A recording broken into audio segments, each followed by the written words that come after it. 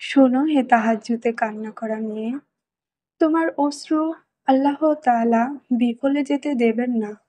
আল্লাহ তোমার পরিস্থিতি খুব ভালো করেই জানেন। যেখানে আল্লাহ কাউকে পরীক্ষা করে থাকেন, সেখানে আল্লাহর সাহায্য থাকে। তুমি আল্লাহর অনেক প্রিয়, তাই তো তিনি তোমাকে বারবার পরীক্ষায় ফেলছেন। তুমি একটু অবুঝ, তাই তোমার তাহাজ্জুদের দোয়ার কবুলিয়তে সন্দেহ হচ্ছে। আল্লাহ তো তাহাজ্জুদে দেওয়ার ওয়াদা করেছেন। তিনি তো বলেন যে কে আমাকে ডাকে, আমি তার ডাকে সাড়া দেব। কে আমার কাছে কিছু চায়, আমি তাকে তাই দান করব। তাহলে তোমার কবুলিয়ত নিয়ে এত কিসের চিন্তা? আল্লাহ তোমার পরীক্ষায় এই জন্যই ফেলেছেন, যেন তুমি তিনার অধিক নিকটে পৌঁছাতে পারো। তুমি নিরাশ হতে পারো না। তোমার ইয়াকিন রাখতে হবে আল্লাহর উপরে। তুমি নিশ্চিত হয়ে যাও, তোমার এই কষ্ট আল্লাহ তাআলা বিফলে যেতে দেবেন না। আল্লাহ কারো কিছুই ধার রাখেন না।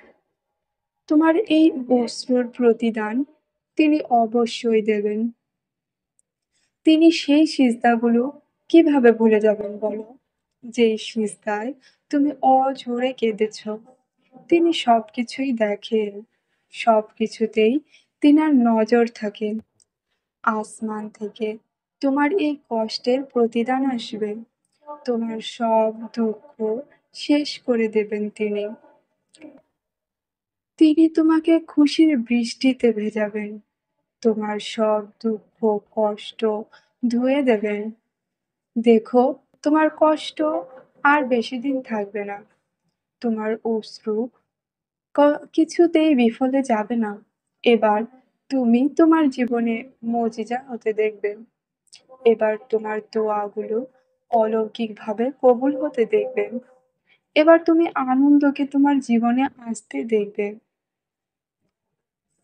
আল্লাহ তো রহমানুর রহিম। তিনি কষ্ট দিলে তা থেকে নাজাতের পথও তিনিই বের করে রেখেছেন। আল্লাহ কষ্ট দিলে সেখান থেকে বের হওয়ার পথ তিনি অবশ্যই রেখেছেন।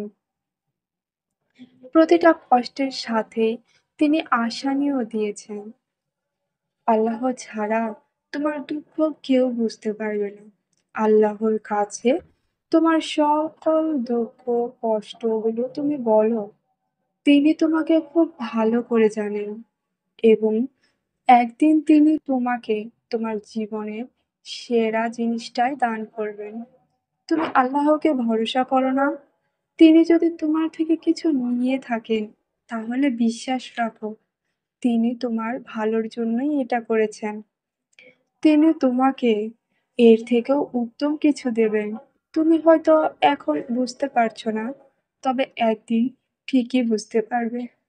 তিনি তোমার তাকদীর বদলে দেবেন। জানো, আল্লাহ তাআলা যে জিনিসটার প্রতি চাহিদার সৃষ্টি করে দেন, আল্লাহ তোমার মন থেকে কেন জানি কোনো জিনিসের আকাঙ্ক্ষা একটা তৈরি করে দেন। আর সেটা তুমি একদমই ভুলতে পারো না। সেই জিনিসটা থেকে তুমি একদমই বেরোতে পারো না চাইলেও। প্রতিটা দোয়াতে তাহাজ্জুদের নামাজে তুমি সেটা চাইতে থাকো। যদি এমনটা তোমার সাথে হয়ে থাকে, তাহলে বুঝে নিও আল্লাহ সেটা তোমাকে দিতে চান। শোনো হে তাহাজ্জুদে কান্না করা মেয়ে, একদিন তোমার দোয়াও বাস্তবায়িত হবে।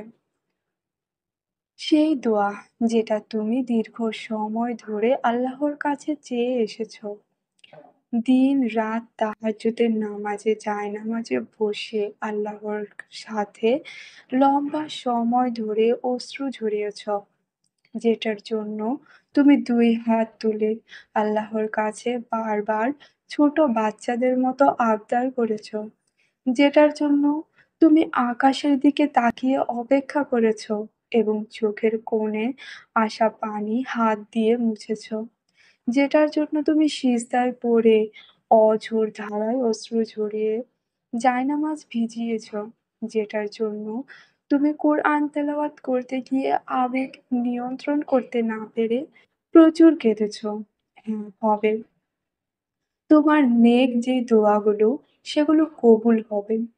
সঠিক সময়ে উত্তম পন্থায় তুমি বিশ্বাস রাখো তোমার রবের উপরে। শীঘ্রই তোমার রব তোমাকে এত বেশি দেবেন যে তুমি খুশি হয়ে যাবে।